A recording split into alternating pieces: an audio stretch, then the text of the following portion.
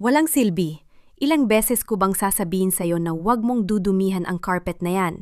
Ang bahong amoy lupa mo na. Pati ang bahay ko ay dinadamay mo. Kung hindi ka lang sana naging pabigat, baka masaya pa kami ni Juan dito. Ang malupit na boses na iyon ni Elena ay tila isang matalim na balaraw na bumasag sa katahimikan ng gabi sa Casa Rosa. Sa labas ng malaking bintanang gawa sa mamahaling salamin, nakatayo si Juan, basa ng ulan, at may hawak na maliit na pulang kahon. Sa loob ng kahong iyon ay isang singsing na may brilyante, isang sorpresang handog para sa kanilang ika-10 anibersaryo. Kagagaling lang niya sa airport, hindi nagpasabi, dahil nais niyong makita ang kislap ng saya sa mga mata ng asawa at ang yakap ng kanyang mahal na ina. Ngunit ang kislap na nakita niya sa loob ay hindi kagalakan, kundi ang apoy ng kalupitan. Dahan-dahang sumilip si Juan, at dun ay tila huminto ang tibok ng kanyang puso. Ang kanyang nanay Rosa, ang babaeng nagpalaki sa kanya sa hirap, ang babaeng nagbenta ng huling peraso ng kanyang alahas para lamang may pambili siya ng tiket patungong Dubai, ay nakaluhod na yon sa sahig. Nanginghinig ang kanyang mga kamay habang pilit na pinupunasan ang isang mansa sa carpet gamit ang isang basahang kasing luma na ng kanyang suot na duster. Pasensya ka na, Elena. Ang labo na kasi ng paningin ko, hindi ko napansin na tumulo ang sabaw. Ang paos at nanginginig na boses ni Nanay Rosa ay halos hindi marinig sa pagitan ng kanyang mga hikbi. Hindi natapos ang paghingi ng tawad ng matanda nang biglang itulak ni Elena ang balikat nito. Nawala ng balanse ang matanda at napasandal sa gilid ng sofa.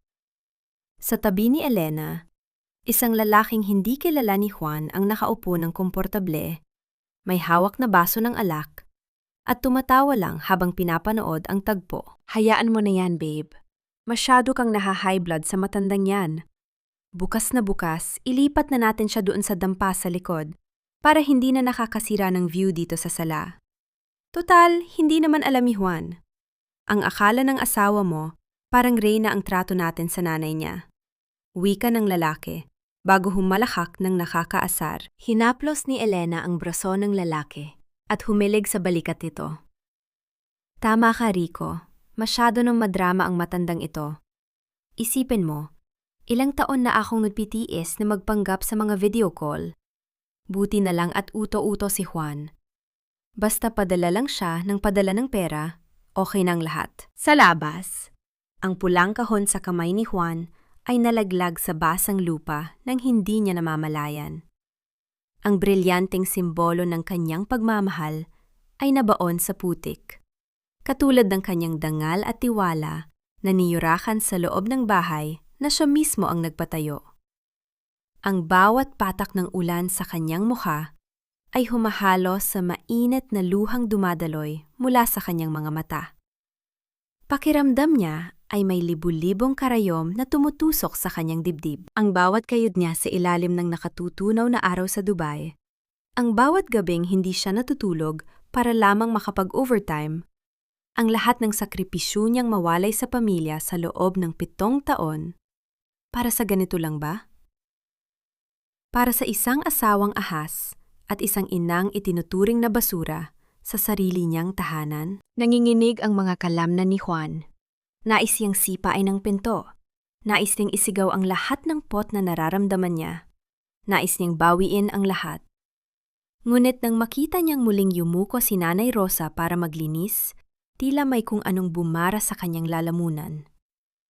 Ang kanyang ina, na laging nagsasabi sa kanya sa telepono na, "Ayos lang ako rito, anak, huwag mo kaming alalahanin," ay nabubuhay pala sa isang impyerno na siya mismo ang nagpondo. Dahan-dahang umatras si Juan sa dilim, palayo sa kislap ng mga ilaw ng Casa Rosa na dati ay itinuturing niyang pangarap. Ngunit na yon ay naging simbolo ng kanyang pinakamalaking pagkakamali. Tumalikod siya, hindi upang tumakas, kundi upang pigilin ang isang pagsabog na maaaring makasira sa lahat. Sa bawat hakbang niya palayo, ang boses ni Elena ay tila isang etyo na paulit-ulit na bumubutas sa kanyang kaluluwa. Hanggang kailan kaya matitiis ng isang anak na makita ang kanyang ina na unti-unting pinapatay ng pighati sa ilalim ng bubong na binuo ng kanyang sariling mga kamay. At sa oras na ang lahat ng dusa ay maging poot, sino ang tunay na mananagot sa bawat luhang pumatak sa sahig ng Casa Rosa? Wala na ang Juan na kilala ninyo. Ang lalaking nangarap, nagmahal, at nagtiwala ng buo ay naiwan na sa gitna ng ulan sa labas ng Casa Rosa. Ang suot ko ngayon ay hindi na ang malinis na uniforme ng isang matagumpay na engineer, kundi ang amoy pawis at mantsyadong damit ng isang taong wala ng halaga sa paningin ng mundo. Ito ang bulong ni Juan sa kanyang sarili, habang nakatingin sa harap ng isang basag na salamin sa loob ng isang maliit na paupahang kwarto sa kanto. Kinuha niya ang isang lumang jacket na kupas na ang kulay at isinuot ang isang itim na helmet na may gasgas. Ang bawat bahagi ng kanyang pagkatao ay itinatago niya ngayon sa ilalim ng maskara ng isang habal-habal driver. Hindi siya pwedeng makilala. Hindi pa ngayon. Kailangan niyang makita ang bawat sulok ng katotohanang pilit itinago sa kanya ng maraming taon. Ang mahinang ugong ng makina ng kanyang inuupahang motor ay tila isang pagdaing ng isang pagod na kaluluwa, habang binabangtas niya ang pamilyar na daan patungo sa mansyon na siya rin ang nagpundar. Huminto siya sa tapat ng malaking gate ng Casa Rosa, ang mansyong pinangalanan niya para sa kanyang ina. Ngunit ngayon ay tila naging isang kuta ng kasamaan. Hindi nagtagal, bumukas ang maliit na pinto sa gilid ng gate. Lumabas si Nanay Rosa. May dalang isang plastic na bag ng basura. Ang kanyang paglakad ay mabagal. Bawat hakbang ay tila may dalang bigat ng buong mundo. Nakita ni Juan ang panginginig ng mga binti ng matanda. Gustong tumakbo ni Juan, gustong ihulog ang motor at yakapin ang kanyang ina. Ngunit nanatili siyang nakatigil. Ang kanyang mga kamay ay mahigpit na nakakapit sa manibela hanggang sa mamuti ang kanyang mga buko-buko. Nang makita ng matanda ang driver na nakatigil, lumapit ito ng bahagya. "Pasensya ka na, iho. Baka nakakaharang ako sa dadaanan mo." Ang malambot na boses ni Nanay Rosa ay puno ng pagpapakumbaba. Mula sa kanyang bulsa, kinuha ng matanda ang isang maliit na bote ng tubig na kalahati na lang ang laman. "Mainit ang panahon. Uminom ka muna. Mukhang malayo pa ang ibibiyahe mo." Isang matalim na sakit ang gumuhit sa puso ni Juan. Ang kanyang ina, na minaltrato at pinagkaitan ng pagkain sa loob ng mansyon, ay nagagawa pa ring mag-alala sa isang asing driver sa labas ng gate. Tinanggap ni Juan ang bote nang hindi nagtatanggal ng helmet. Hindi siya nakapagsalita dahil ang kanyang lalamunan ay barado na ng pigil na paghikbi. Tumango lamang siya bilang pasasalamat, isang simpleng kilos na naglalaman ng libu-libong salita ng paghingi ng tawad. Biglang bumukas ng malakas ang pangunahing pinto ng mansyon. Lumabas si Elena, nakasuot ng isang mamahaling pulang bestida at sapatos na may matutulis na takong. Ang bawat hakbang niya sa semento ay tila tunog ng isang latigo sa pandinig ni Juan. "Hoy matanda, ano pang ginagawa mo dyan? Nakikipagchismisan ka pa sa driver na yan? Pumasok ka na sa loob at linisin mo ang banyo sa taas. May darating akong mga bisita." Sigaw ni Elena habang hindi man lang tinitingnan ang biyenan. Pagkatapos ay lumingon siya kay Juan nang may halong pandidiri. "Ikaw, driver, grab driver ka ba? Bakit ang tagal mong dumating? Kanina pa ako nag-book." "Pasensya na po, ma'am. Natrapik lang po," sagot ni Juan, pilit na binabago ang tono ng kanyang boses para maging magaspang at malalim. Inirapan siya ni Elena at sumakay sa likod ng motor. Ang bango ng kanyang mamahaling pabango ay sumusulasok sa ilong ni Juan, isang amoy na dati ay nagbibigay sa kanya ng ginhawa. Ngunit na yon ay tila amoy ng isang nabubulok na kasinungalingan. "Dalhin mo ako sa Grand Heritage Hotel. Bilisan mo dahil may importante akong meeting. At siguraduhin mong hindi mo dudumihan ang damit ko, ha? Napakamahal yan. Baka kahit ibenta mo pa ang motor mo ay hindi mo mabili ang isang manggas niyan." Maangas na utos ni Elena. Pinaandar ni Juan ang motor. Ang bawat pag-ikot ng gulong sa kalsada ay tila pag-ikot din ng kanyang tadhana patungo sa isang madilim na landas. Habang nakatingin sa side mirror, nakita niya ang kanyang ina na nakatayo pa rin sa tapat ng gate, nakatingin sa kanila ng may lungkot sa mga mata, habang hinahaplos ang kanyang dibdib na tila ba nakararamdam ng isang masamang pangitain. Habang binabaybay ang daan patungo sa hotel, naramdaman ni Juan ang pagkapit ni Elena sa kanyang balikat. Isang haplos na dati ay kanyang pinananabikan. Ngunit ngayon ay tila kuko ng isang halimaw na bumabaon sa kanyang balat. Alam ni Juan na sa hotel na iyon, hindi negosyo ang naghihintay kay Elena, kundi ang pagpapatuloy ng pagtataksil na wawasak sa huling natitirang piraso ng kanyang puso. Nakarating sila sa tapat ng hotel. Bumaba si Elena at nagbayad ng isang lukot na papel na barya na tila ba isang insulto sa serbisyo ng driver. Huwag mo nang asahan ng sukli. Pambili mo na lang yan ng sabon. Mukhang kailangan mo. Wika nito bago nagmamadaling pumasok sa lobby. Nanatili si Juan sa labas, nakamasid sa bawat galaw ng kanyang asawa mula sa malayo. Nakita niya ang lalaking nasa mansyon kagabi, si Rico, na sumalubong kay Elena nang may mahigpit na yakap at halik sa pisini sa gitna ng maraming tao. Ang kanilang mga tawa ay tila isang malakas na sampal na umaalingaw-ngaw sa buong paligid. Kinuha ni Juan ang kanyang cellphone at kumuha ng litrato. Ang kanyang kamay ay nanginginig sa galit, ngunit ang kanyang paningin ay nananatiling matalas. Ito na ang simula ng pagguho ng kaharing itinayo sa kasinungalingan. Ngunit sa gitna ng kanyang plano, isang tanong ang patuloy na bumabagabag sa kanya. Paano kung ang katotohanang matutuklasan niya sa loob ng kwartong iyon ay higit pa sa kaya niyang tiisin? Ang amoy ng masarap na ulam na nagmumula sa loob ng bahay ay tila isang lason na dahan-dahang pumapatay sa aking gunita. Ang bawat singaw ng nilagang baka at bawang na dati ay sumisimbolo sa ginhawa. Ngayon ay tila nanunumbat sa akin. Isang paalaala na ang bawat butil ng kanina kinakain ng mga taksil ay binayaran ko ng sarili kong dugo at pawis. Nahuhumiyaw ang katahimikan sa paligid ng Casa Rosa, habang ang kadiliman ng gabi ay dahan-dahang lumalamon sa bakuran. Nakatago si Juan sa likod ng malalaking puno ng mangga. Ang kanyang motor ay nakaparada ng malayo upang hindi makalika ng anumang hinala.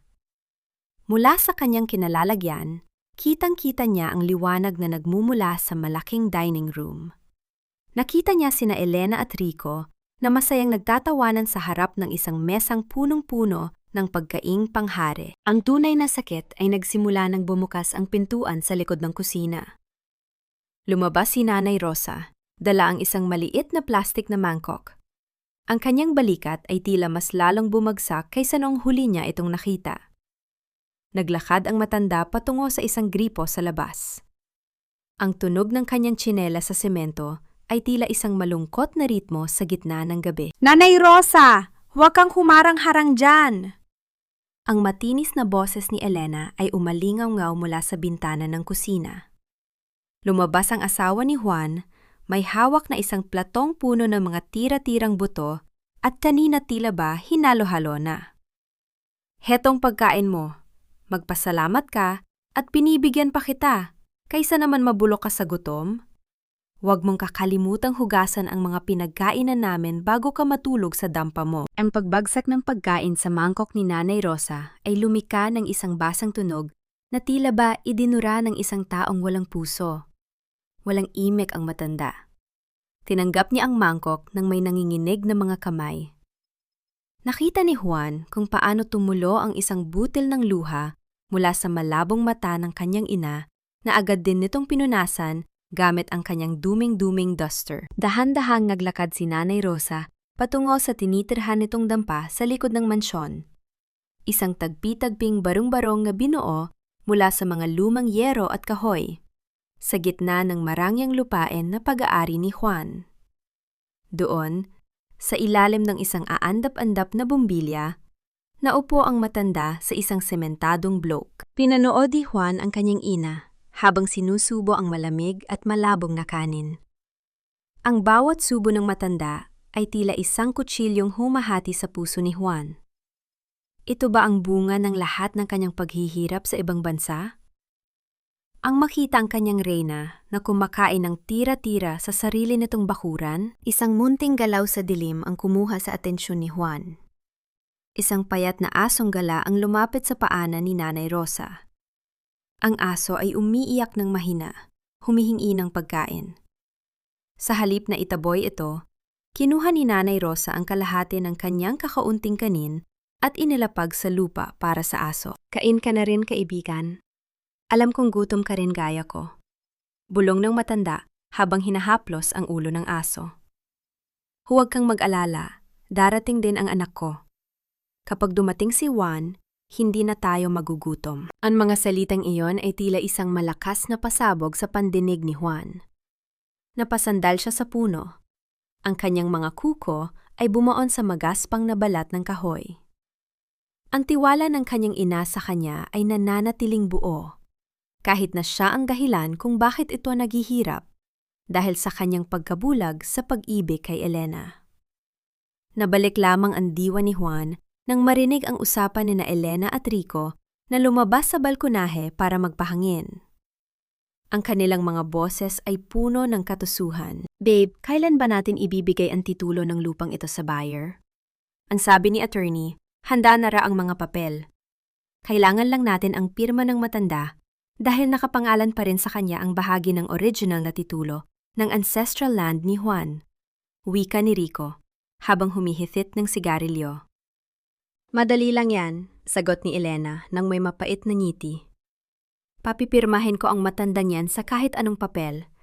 Sasabihin ko lang na sulat yon galing kay Juan o kaya ay dokumento para sa pensyon niya. Hindi na siya makakatingin ng maayos, kaya madali siyang maloloko. Kapag nakuha na natin ang pera, iiwan na natin ang mansyong ito at lilipad na tayo sa Amerika.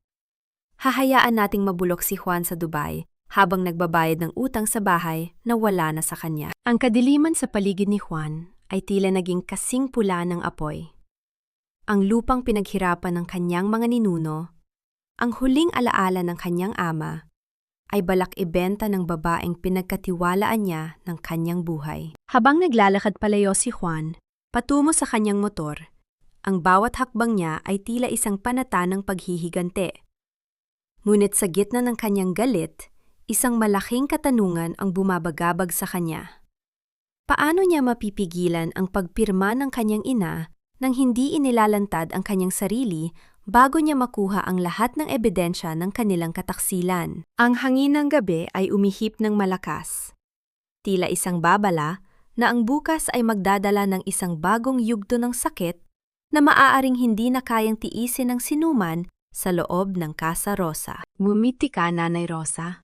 Ayusin mo ang upo mo at punasan mo yung mga luha mo. Isipin mong kausap mo si Juan.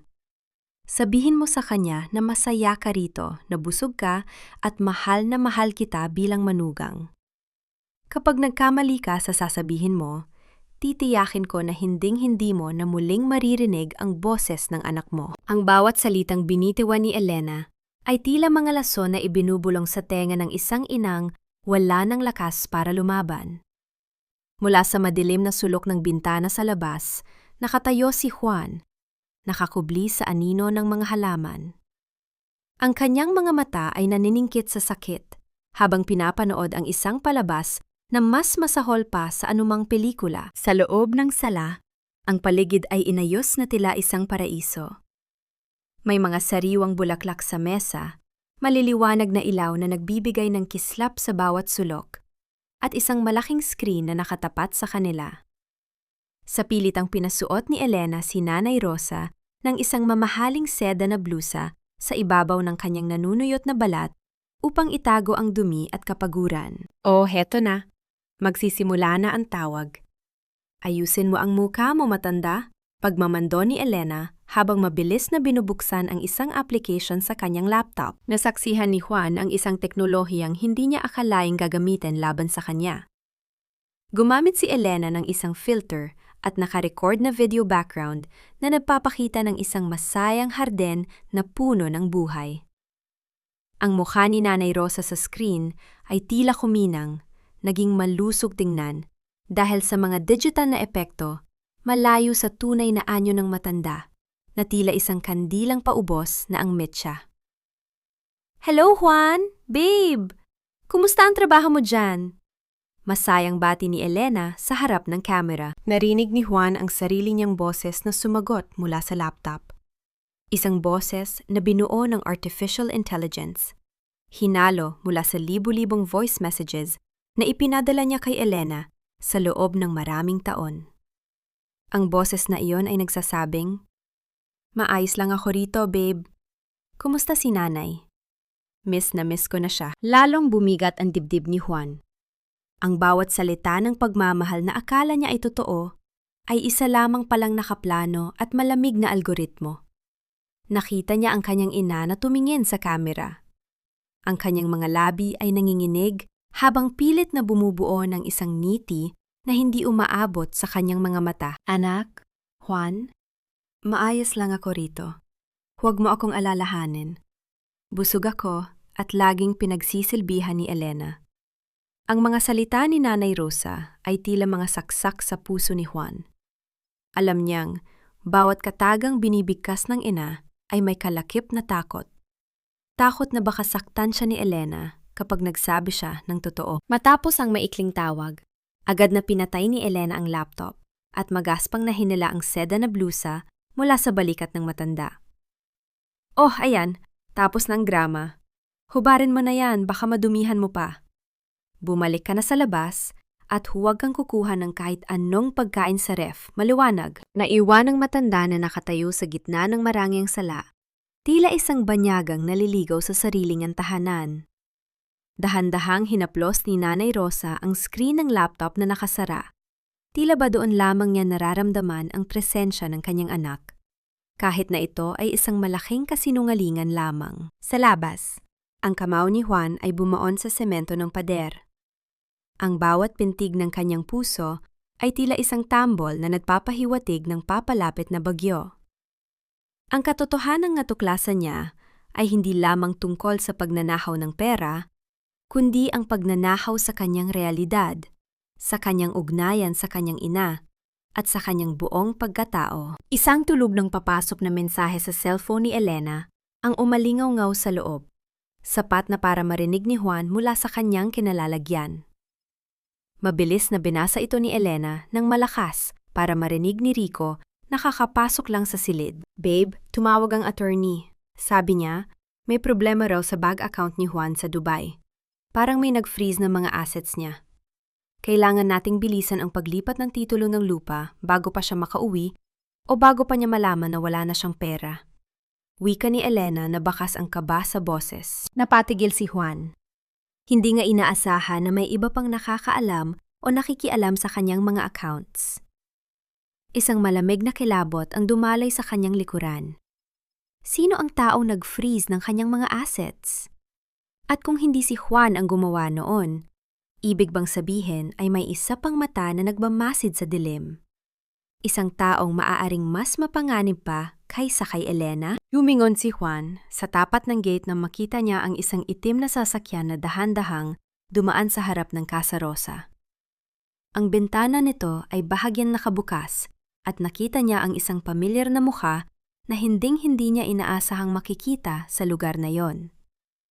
Isang mukha mula sa kanyang nakaraan na tila may dalang higit pang misteryong wawasak sa lahat ng kanyang nalalaman. Ang kislap ng mga hiyas sa leeg ni Elena ay tila mga pangil ng ahas na kumikinang sa ilalim ng araw. Bawat kislap ay isang panunumbat sa bawat patak ng pawis na ibinuhos ko sa malayo. Sa gilid ng malawak at asul na swimming pool ng Casa Rosa, nakahiga si Elena sa isang mamahaling lounger, tila isang reynang walang pakialam sa mundo. May hawak siyang baso ng malamig na champagne, habang isang tagapaglingkod mula sa isang pribadong spa ang dahan-dahang minamasahe ang kanyang mga paa.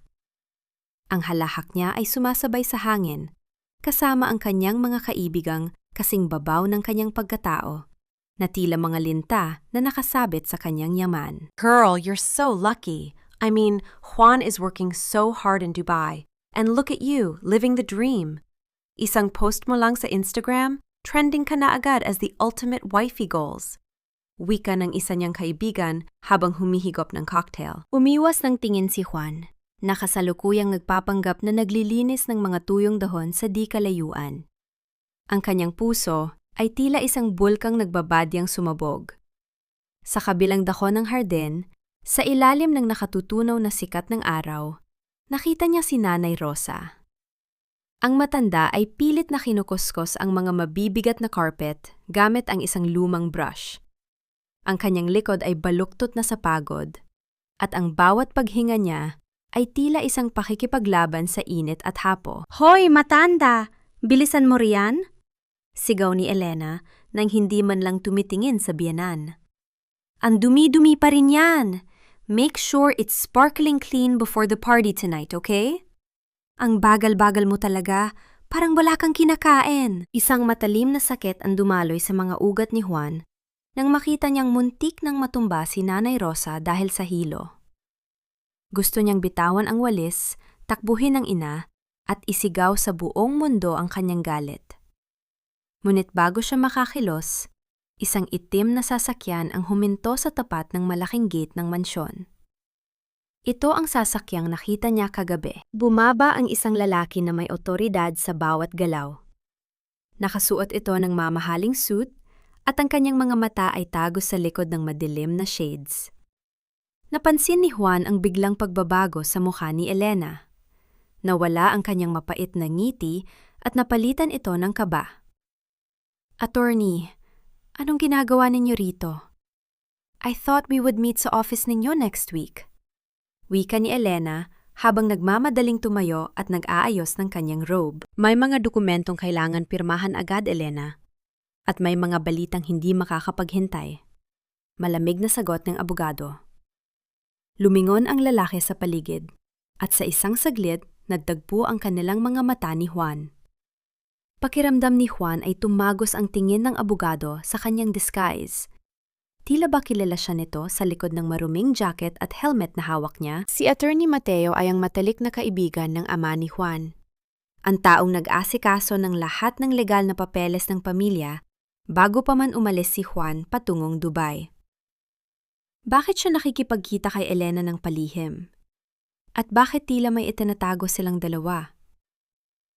"Doon tayo sa loob mag-usap," yaya ni Elena, sabay sulyap ng masama kay Nanay Rosa. "Matanda, huwag kang lalapit sa sala hanggat hindi kita tinatawag. Naintindihan mo?" Habang naglalakad ang dalawa patungo sa loob ng mansyon, lumapit si Juan kay Nanay Rosa. Kinuha niya ang timba ng tubig mula sa nanginghinig na kamay ng ina. "Hayaan niyo na po ako rito, Nay. Magpahinga na po kayo sa silong." Bulong ni Juan. Ang kanyang boses ay puno ng pigil na emosyon. Tumingin sa kanya si Nanay Rosa. Ang kanyang mga mata ay puno ng pagtataka at isang pamilyar na pagmamahal. "Salamat, iho. Napakabuti mong tao. Sana ay pagpalain ka ng Diyos. Kamukha mo ang anak ko kapag tumitingin ka ng ganyan." Hindi nakasagot si Juan. Ang bawat salita ng ina ay tila isang haplos sa kanyang sugatang kaluluwa. Nang masiguro niyang wala nang nakatingin, lalong lumapit si Juan sa bintana ng library kung saan nag-uusap sina Elena at Attorney Mateo. Ang kanyang pandinig ay tila naging kasing talas ng isang mandaragit. Hindi pwedeng malaman ni Juan na ang lahat ng perang ipinadala niya ay hindi napunta sa savings account niya, Elena, narinig niyang wika ni Attorney Mateo.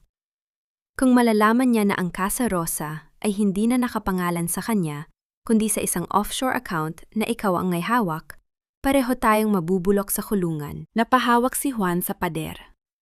Ang kanyang buong mundo ay tila gumuho sa isang iglap. Hindi lamang pagtataksil sa laman ang ginagawa ni Elena, kundi isang malawakang pagnanakaw sa kanyang kinabukasan sa tulong ng taong pinagkakatiwalaan ng kanyang pamilya. Don't worry, attorney. Inom na ang matanda sa mga gamot na ibinibigay ko.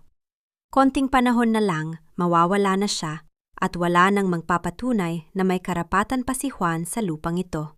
Sagot ni Elena nang may nakapanindig balahibang tawa. Ang bawat hibla ng pagkataon ni Juan ay nanginginig sa galit. Gamot?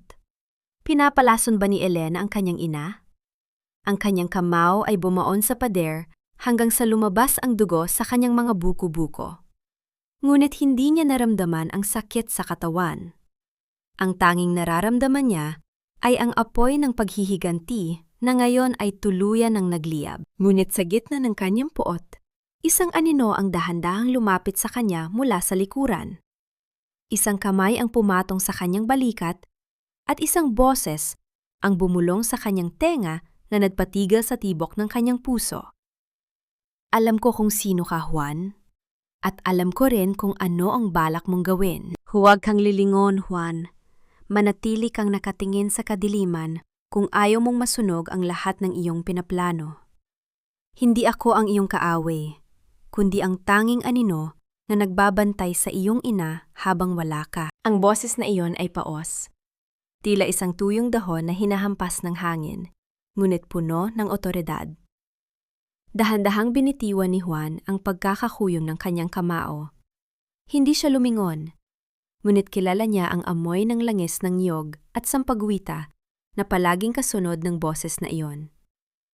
Si Aling Marta, ang matandang may bahay na nagpalaki sa kanya bago pa man siya lumipad patungong Dubai, ang taong itinaboy ni Elena sa madilim na sulok ng kusina dahil sa sobrang katapatan nito sa pamilya. Aling Marta, bulong ni Juan, ang kanyang boses ay tila isang pagsamo sa gitna ng gabi. Alam niyo po, ang mga mata ng isang anak ay hinding-hindi mababago ng anumang helmet o balat kayo, Juan. Sagot ng matanda habang dahan-dahang lumalapit sa kanyang tabi, nananatiling nakatingin sa bintana ng library kung saan nag-uusap ang mga taksil. Matagal na kitang hinihintay. Alam kong darating ka dahil narinig ng langit ang bawat iyak ni Rosa sa dampa. Huminga ng malalim si Juan. Ang bawat hininga niya ay tila may kasamang bubog na sumusugat sa kanyang baga. Sinasabi nilang nilalaso nila si nanay. Aling Marta, totoo ba? Ang mga gamot na ibinibigay ni Elena, anong mga yon? Hinawakan ni Aling Marta ang braso ni Juan. Ang kanyang mga daliri ay tila mga tuyong sanga na nanginginig sa takot at galit. Hindi yun gamot para sa kanyang puso, Juan. Ang bawat tableta na ipinapakain ni Elena ay dahan-dahang nagpapalabo sa kanyang isip at nagpapahina sa kanyang katawan. Nais nilang magmukhang ulyanin ang iyong ina para madaling makuha ang kanyang pirma sa mga dokumento ng lupa. Pero huwag kang mag-alala. Lihim ko itong pinapalitan ng asukal at bitamina kapag hindi nakatingin ang ahas na iyon. Isang munting liwanag ng pag-asa ang sumilip sa puso ni Juan.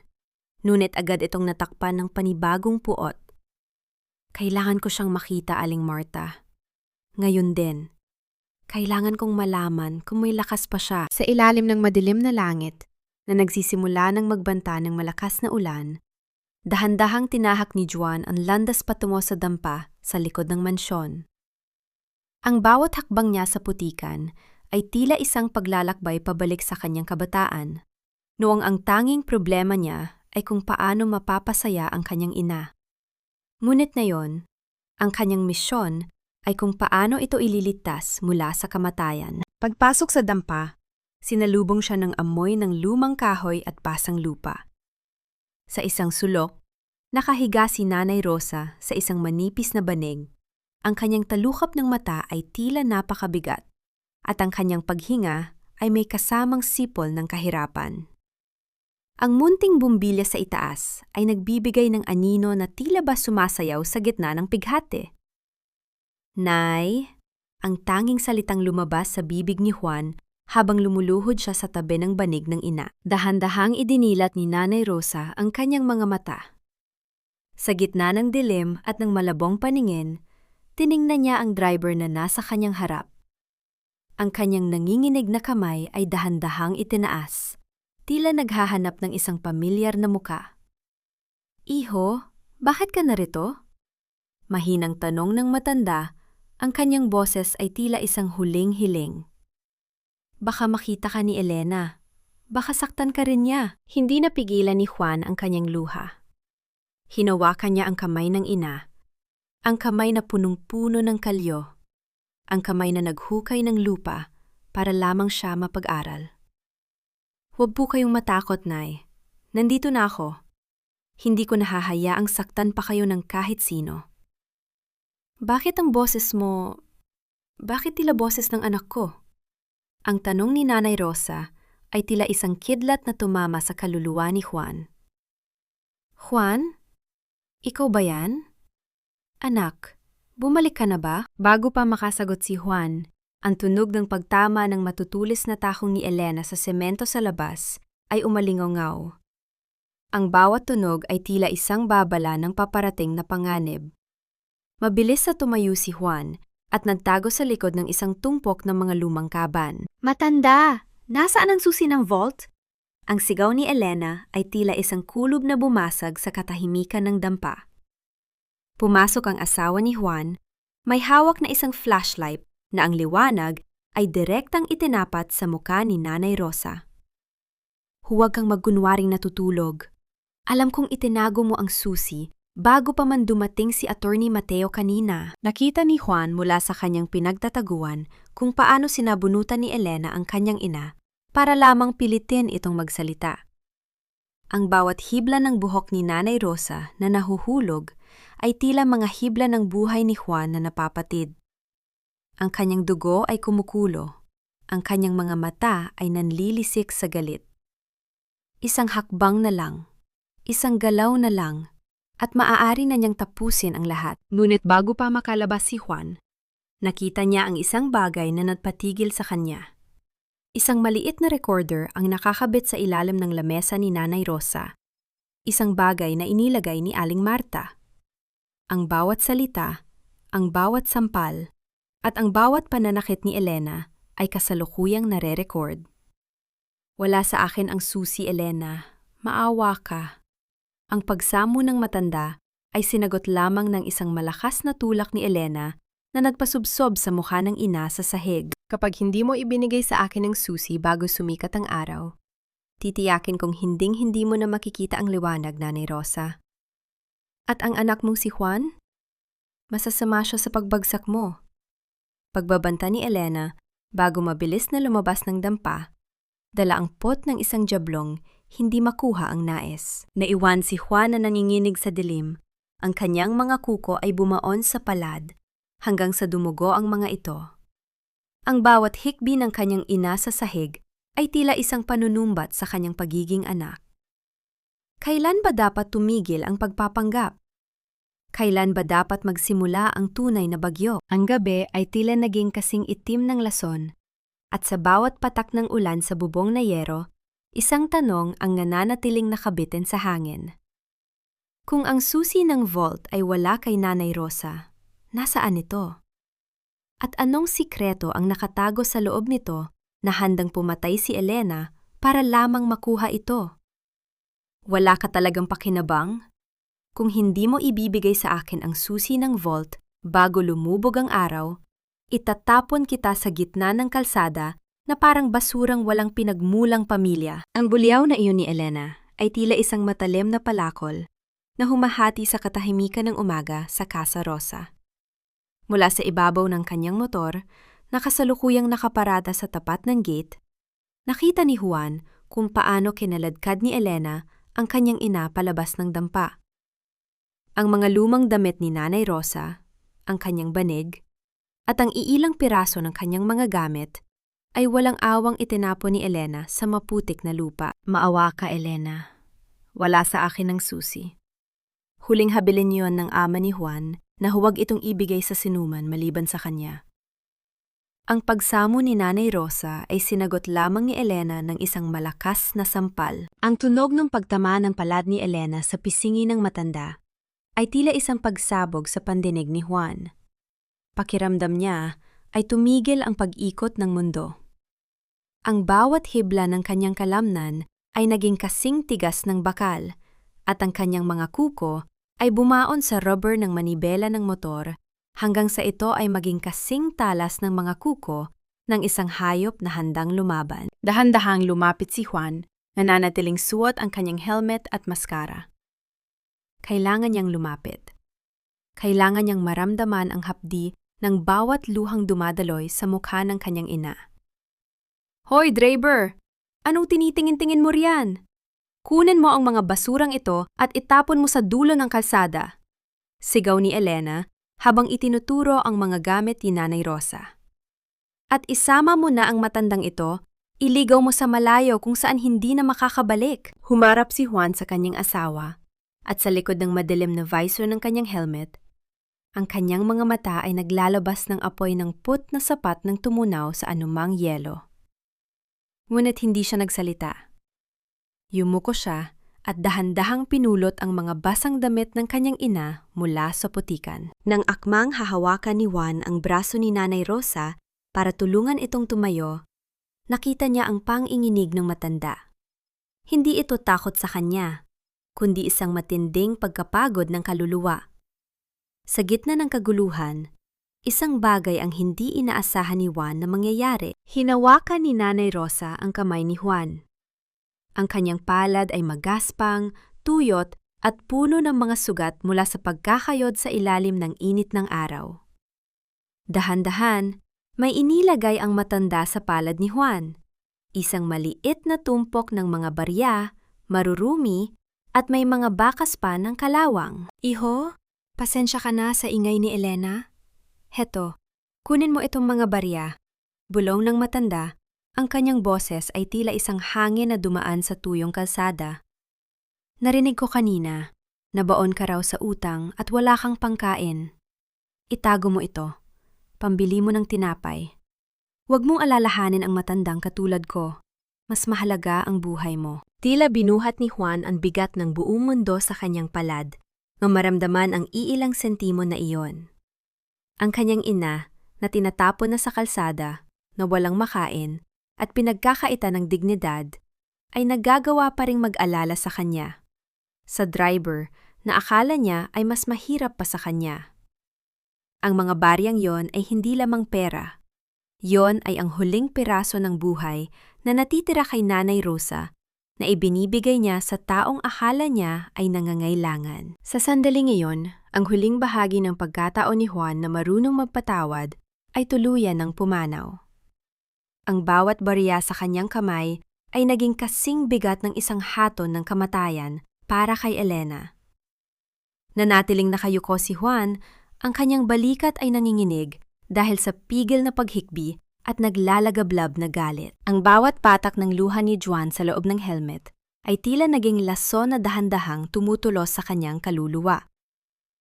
Tiningnan niya ang kanyang asawa na kasulukuyang tumatawa habang nagbibilang ng pera sa kanyang wallet. Tila ba walang nangyaring krimen sa harap niya? Oh, ano pang hinihintay mo? Bilisan mo na, itapon mo na yan. Muling bulyaw ni Elena. Dahan-dahang tumayo si Juan, bitbit ang kanyang ina at ang mga basang gamit nito. Inilagay niya ang matanda sa motor nang may higit na ingat kaysa sa anumang mamahaling alahas. Habang pinaandar niya ang makina, ang bawat ugong nito ay tila isang panunumpa sa langit. Ito na ang huling araw na mararamdaman ni Nanay Rosa ang putik sa kanyang mga paa. Ito na rin ang huling araw na makakatulog si Elena ng mahimbing sa ilalim ng bubong na pag-aari ng lalaking binaliwala niya. Habang palayo ang motor ni Juan sa Casa Rosa, isang tanong ang nanatiling umaalingaw-ngaw sa kanyang isip. Gaano karaming dugo at luha pa ba ang kailangang dumanak bago tuluyang mahugasan ang kasalanan ng isang babaeng ipinagpalit ang pag-ibig sa kislap ng ginto? Ang bawat barya sa bulsa ni Juan ay tumutunog. Isang paalaala na ang oras ng pagbabayad ay dumating na, at ang bawat sentimo ng sakit ay may katumbas na kabayaran na hinding-hindi makakalimutan ni Elena. Wala na, Elena. Lahat ng pinaghirapan ko, lahat ng perang itinabi ko sa Dubai, kinuha na ng mga pinagkakautangan ko. Wala na tayong natira, kundi ang suot nating damit. Ang mga salitang iyon ni Juan ay tila isang malakas na kulog na bumasag sa maranyang katahimikan ng sala sa Casa Rosa. Nakatayo siya sa tapat ng pinto, gusot ang kanyang polo, madumi ang sapatos, at ang kanyang mukha ay kakikitaan ng labis na pagod at kawalan ng pag-asa. Ito ang kanyang pagbabalik.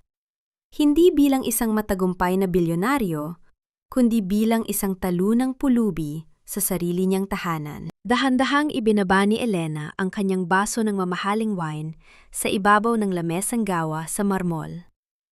Ang tunog ng pagtama ng kristal sa bato ay tila isang hatol na nagpapatigil sa tibok ng puso. Ang kanyang mga mata, na dati ay puno ng mapagpanggap na pagsinta, ay biglang nanlamig, naging kasing talas ng mga piraso ng bubog. Anong sabi mo? Ang tanong ni Elena ay tila isang bulong na may dalang lason. Anong wala nang natira? Paanong nangyari yon? Ang laki ng ipinapadala mo buwan-buwan, Juan. Huwag mo akong biruin ng ganyan. Nalugi ang kumpanya, Elena. May naganap na anomalya at ako ang ginawang scapegoat. Lahat ng accounts ko sa Dubai ay na-freeze na at may mga warrant of arrest na laban sa akin. Pagsisinungaling ni Juan habang pinagmamasdan ang bawat pagbabago sa mukha ng kanyang asawa. Kailangan nating ibenta ang Casa Rosa. Kailangan nating gamitin ang mga naipon mong pera para pambayad sa mga abogado at para may makain tayo. Isang mapait na halahak ang lumabas sa mga labi ni Elena. Isang tunog na tila nagmumula sa kailaliman ng impyerno. Hindi siya lumapit para yakapin ang asawa. Hindi siya nagtanong kung ayos lang ba ito. Sa halip, humakbang siya palayo. Tila ba ang kahirapan ni Juan ay isang nakakahawang sakit. Ibebenta ang Casa Rosa? Pambayad sa abogado? Ang boses ni Elena ay unti-unting tumaas, naging kasing tinik ng mga dawag. Nahihibang ka na ba, Juan? Pinaghirapan ko ang posisyon ko rito. Ako ang reyna ng mansyong ito at hindi ako papayag na bumalik sa pagiging hampas lupa dahil lang sa kapabayaan mo. Sa sandaling iyon, lumabas si Rico mula sa dilim ng library. Suot ang isa sa mga mamahaling bathrobe ni Juan. Ang kanyang nakakalokong ngiti ay tila isang mansa sa alaala ng tahanang yon. Mukhang tapos na ang maliligayang araw ng engineer natin, babe. Wika ni Rico habang tinatapik ang balikat ni Elena. Tumingin si Juan kay Rico, pagkatapos ay kay Elena. Ang kanyang puso ay tila isang papel na dahan-dahang sinusunog, naging abo na lamang sa hangin. Elena, sino siya? At bakit siya narito sa gitna ng usapan natin? Siya ang lalaking hindi ako iniwan sa hirap, Juan. Siya ang nag-alaga sa akin habang ikaw ay nandoon sa Dubai at nagpapakasarap. Ang sigaw ni Elena ay tila isang sampal na yumanig sa buong pagkatao ni Juan. At ngayong wala ka ng pera, wala na rin akong dahilan para magpanggap. Akala mo ba ay mahal kita? Mahal ko ang perang ipinapadala mo. Mahal ko ang buhay na ibinigay mo. Pero ikaw? Isa ka lang uto-uto na naging tiket ko palabas ng kahirapan. Dahan-dahang lumapit si Elena kay Juan. Ang kanyang mukha ay puno ng pandidiri. Nasaan ang nanay mo? Ayon, itinapon ko na sa kalsada bago ka pa dumating. At ikaw? Sumunod ka sa kanya. Hindi ko kailangan ng isang talunang asawa rito. Ang Casa Rosa? Sa akin na nakapangalan ang lahat, Juan. Sa tulong ni Attorney Mateo, wala ka ng kahit isang pulgada ng lupang matatapakan dito. Napaupo si Juan sa sahig. Ang kanyang mga kamay ay nakatakip sa kanyang muka. Ang bawat salita ni Elena ay tila mga pako na ibinabaon sa kanyang kabaong. Ang sadyang pagpapakita niya ng kahinaan ay naglabas ng pinakamaitim na katotohanang hinding-hindi niya malilimutan. Wala ka talagang puso, Elena. Bulong ni Juan sa gitna ng kanyang pigil na paghikbi. Ang nanay ko, paano mo nagawa sa kanya yon? Dahil sagabal siya. At nayon, ikaw naman ang sagabal. Sagot ni Elena habang itinuturo ang pinto. Lumayas ka na bago ko patawagin ang mga guards para kalad ka rin kapalabas. Wala ka ng pera, wala ka ng silbi.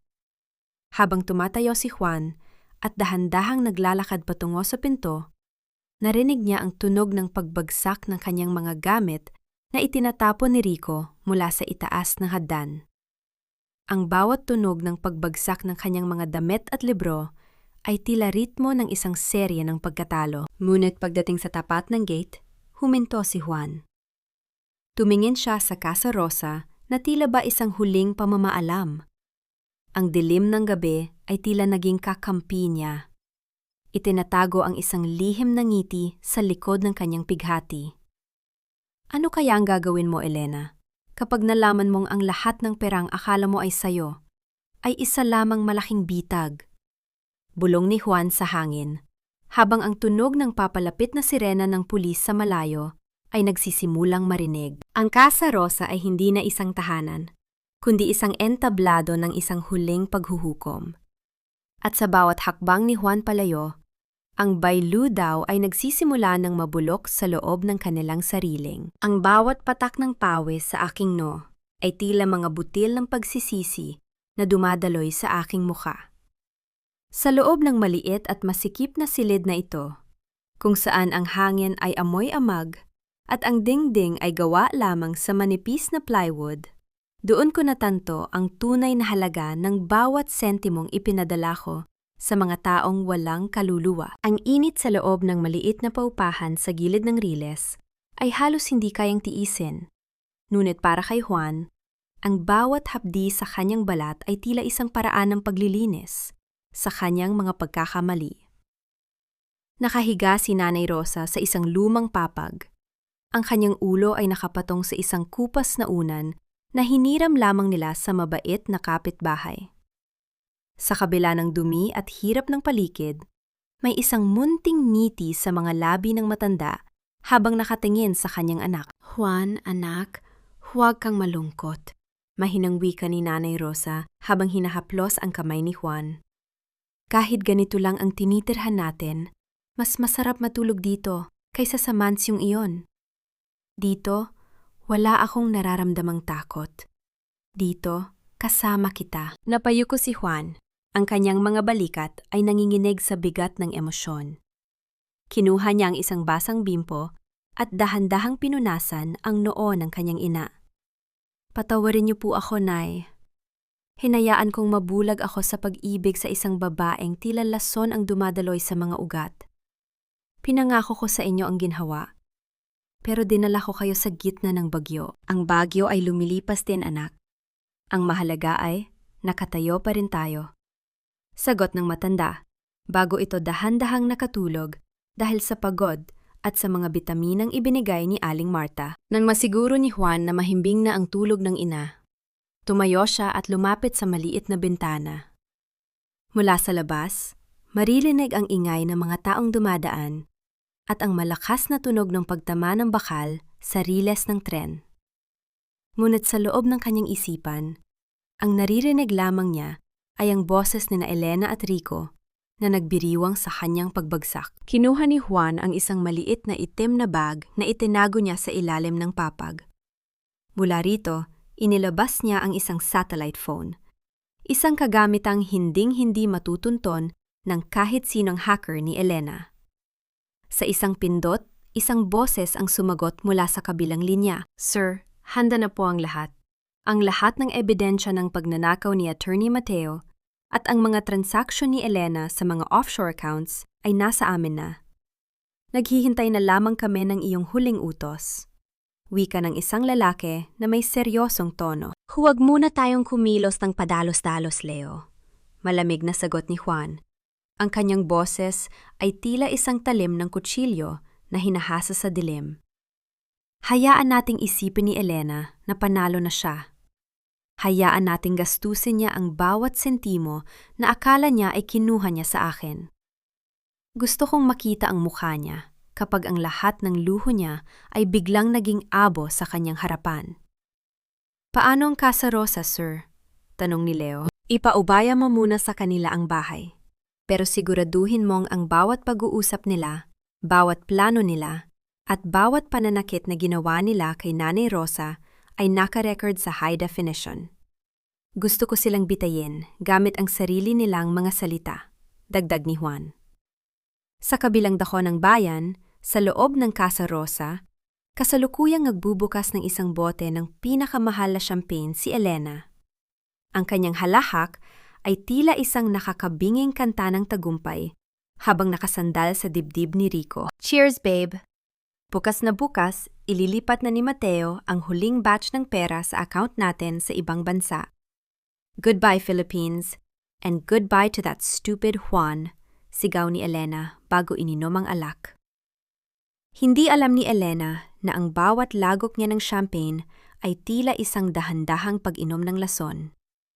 Ang bawat sentimong ginagastos niya ay may kalakip na invisible na tali na unti-unting humihigpit sa kanyang leeg. Habang nakatayo si Juan sa dilim ng paupahan, isang munting barya ang kinuha niya mula sa kanyang bulsa. Ang baryang ibinigay ni Nanay Rosa sa kanya noong itinapon sila sa kalsada.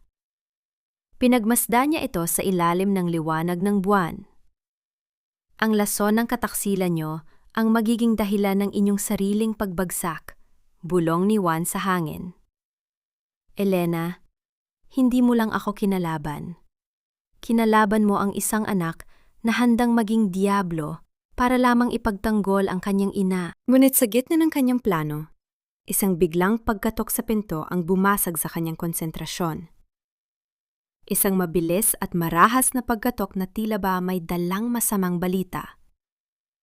Sino ang makakaalam ng kanilang kinalalagyan sa gitna ng libu-libong tao sa slum area? Napatigil ang hininga ni Juan nang marinig ang isang pamilyar na boses mula sa labas ng pinto. Isang boses na hinding-hindi niya inaasahang maririnig muli pagkatapos ng maraming taon. Juan, buksan mo ang pinto. Alam kong narito kayo ni Nanay Rosa. May panganib na paparating at hindi kayo ligtas dito. Ang pasensya ay isang manipis na sinulid na. Kapag nalagot, ang tanging matitira ay ang naglalagablab na apoy ng paghihigante. Ubus na ang luha, ubus na ang pangunawa, at ngayon, ubus na rin ang oras ng mga taong nag-akalang maaari nilang tapakan ang danggal ng aking ina nang walang kabayaran. Dahan-dahang binuksan ni Juan ang pinto. Ang kanyang kamay ay nakahanda sa anumang posibleng pag-atake. Ngunit sa halip na isang kaaway, tumambad sa kanya si Clara, ang batang katulong sa Casa Rosa na madalas syakta ni Elena dahil sa pagiging malapit nito kay Nanay Rosa. Pawisan ang bata, gulo-gulo ang buhok, at bakas ang matinding takot sa kanyang mga mata. Kuya Juan, kailangan niyo nang umalis dito. Ang hingal na boses ni Clara ay tila isang babala ng kamatayan. Nalaman ni Elena na hindi ka talaga umalis ng bansa. Nakita ka ng isa sa mga tauhan ni Rico na labas-pasok dito sa paupahan. Nagpadala sila ng mga tao, mga lalaking may bitbit na bakal at masasamang loob. Parating na sila, kuya. Bago pa makasagot si Juan, narinig niya ang malalakas na yabag ng mga sapatos sa hagdanang gawa sa kahoy ng paupahan. Ang bawat hakbang ay tila isang mabigat na banta na yumapayanig sa manipis na sahig. Hinawakan ni Juan ang balikat ni Clara at marahan itong itinulak sa likod ng pintuan. Nay, gumising po kayo. Huwag kayong bibitaw sa akin, bulong ni Juan habang tinutulungan ang kanyang ina na tumayo. Ang matanda ay tila lito pa rin. Ang kanyang mga mata ay puno ng kaba habang nararamdaman ang tensyon sa paligid. Isang malakas na pagtama ng sipa ang bumasag sa kandado ng pinto. Ang tunog ng nabaling kahoy ay umalingaw-ngaw sa maliit na silid. Pumasok ang tatlong malalaking lalaki. Ang bawat isa ay may hawak na pamalo at ang kanilang mga mukha ay tila mga hayop na naghahanap ng biktima. Oh, narito pala ang engineer nating naging graver. Pamumutya ng isa sa mga lalaki habang pinaglalaruan ang hawak nitong bakal. Utos ni Ma'am Elena, siguraduhin daw naming hindi na kayo makakapagsalita kailanman. At ang matandang yan, isasama na namin siya sa hukay para wala nang istorbo. Ang bawat salita ng lalaki ay tila isang mitya na nagpasabog sa huling bakas ng pagtitimpi ni Juan. Hindi na siya ang mahina at talunang driver sa paningin ng mga ito. Ang kanyang mga mata ay naningkit. Ang kanyang tindig ay naging kasing tigas ng bato. At ang hangin sa loob ng silid ay tila naging kasing lamig ng yelo.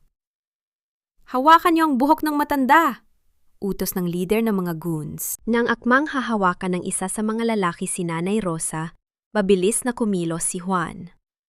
Ang tunog ng pagdama ng kanyang kamao sa sikmura ng lalaki ay tila isang malakas na pagpukpok sa semento.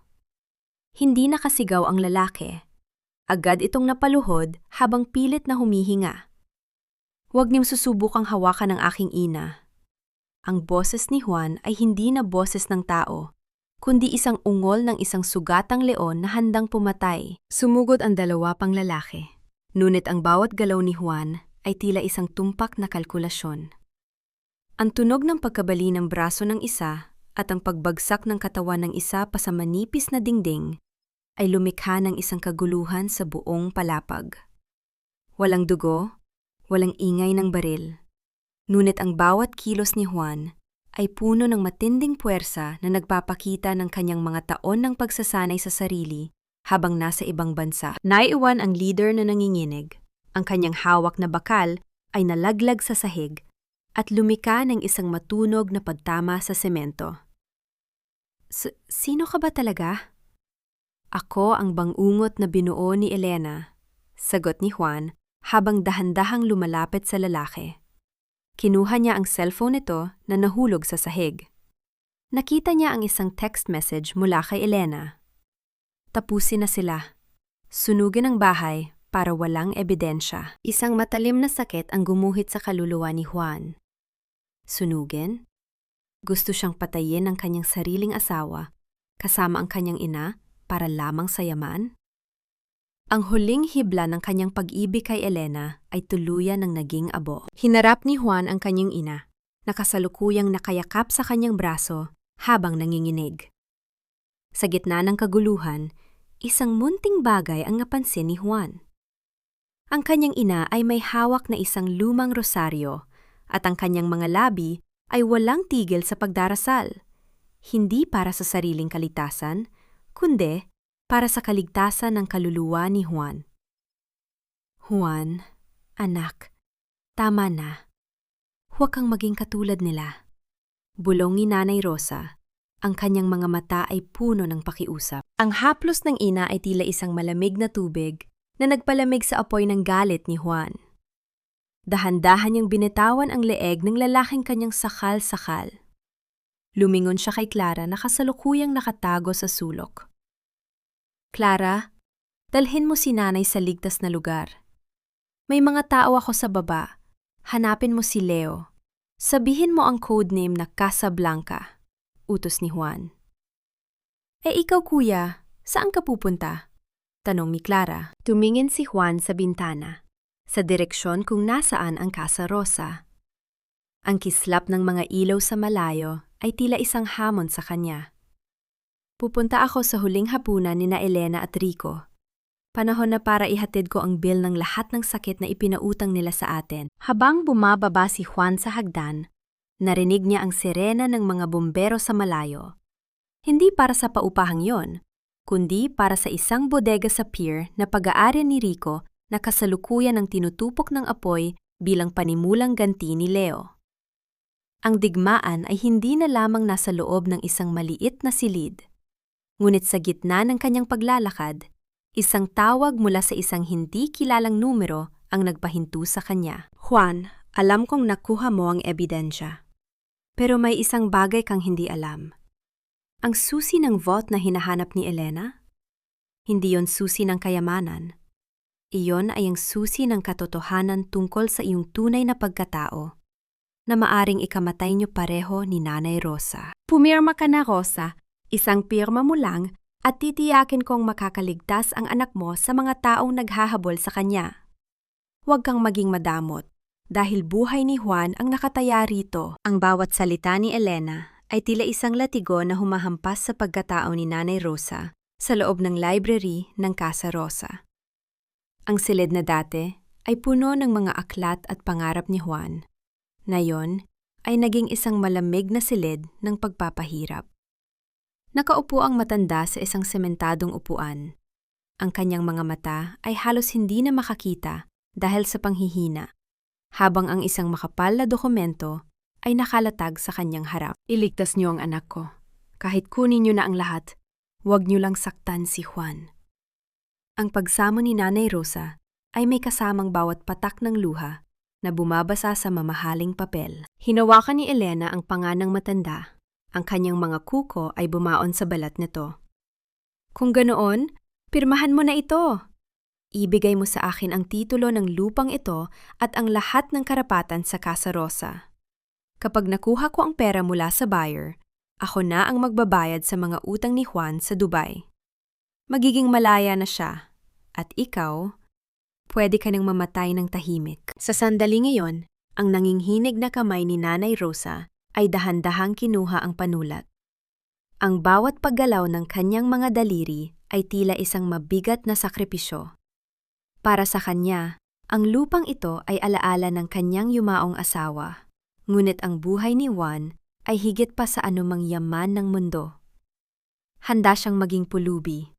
Handa siyang mawala ng tahanan, basta't makitang ligtas ang kanyang kaisa-isang anak. Bago idampi ang panulat sa papel, hinalikan ni Nanay Rosa ang isang maliit na locket na nakasabit sa kanyang leeg. Ang locket na naglalaman ng larawan ni Juan noong sanggol pa lamang ito.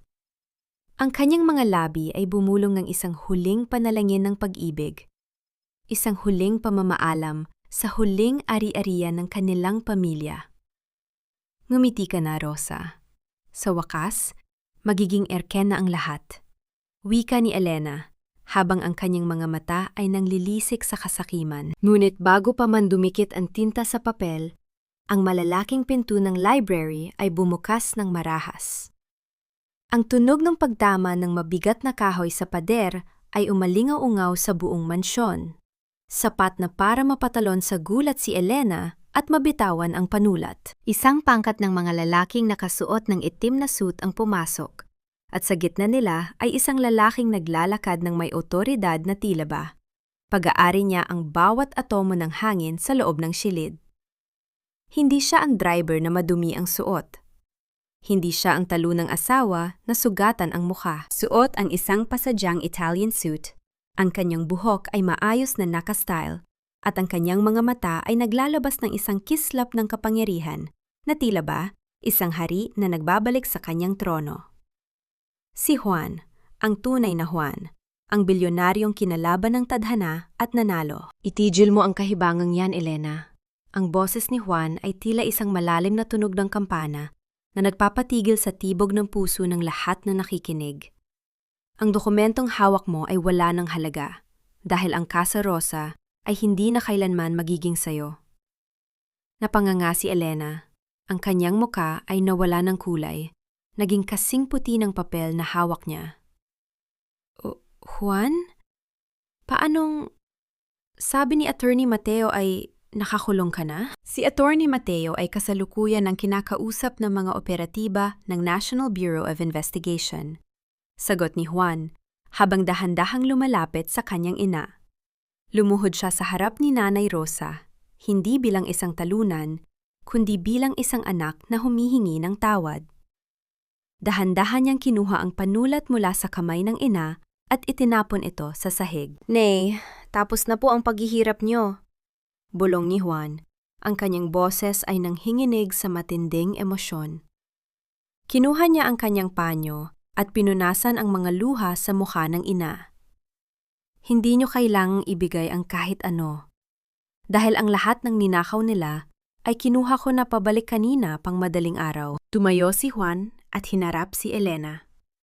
Ang kanyang titig ay tila isang hatol ng kamatayan. Akala mo ba ay napakatalino mo? Ang bawat sentimo na inilipat mo sa offshore accounts mo ay dumaan sa mga server na ako ang may-ari. Ang bawat ebidensya ng pagmaltrato mo kay nanay ay napanood na ng aking mga legal team. Ngayong araw, Elena, hindi lang ang mansyong ito ang mawawala sa'yo.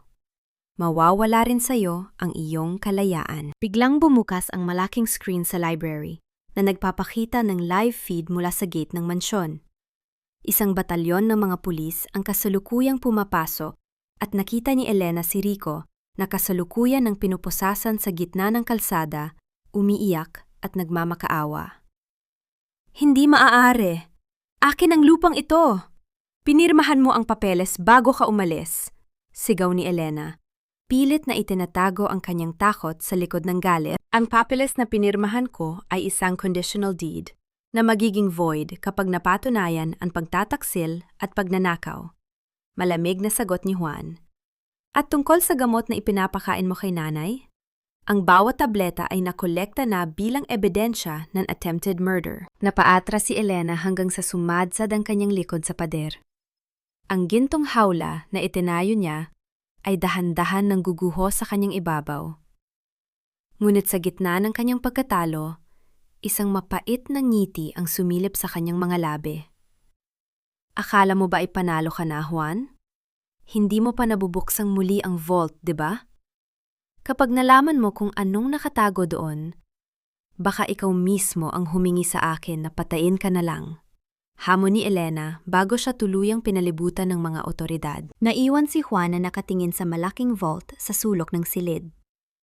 Ang susi na matagal nang itinatago ni Nanay Rosa ay nagniningning sa ilalim ng ilaw. Ano ang katotohanang mas masakit pa sa pagtataksil ni Elena? Buksan mo na, Juan. Hayaan mo ang katotohanan ang tuluyang lumaslas sa iyong puso. Dahil doon mo malalaman na ang lahat ng yaman mo ay isang malaking sumpa. Ang mga huling salitang iyon ni Elena bago siya kinaladkad ng mga pulis ay tila mga anino na pilit kumakapit sa isipan ni Juan.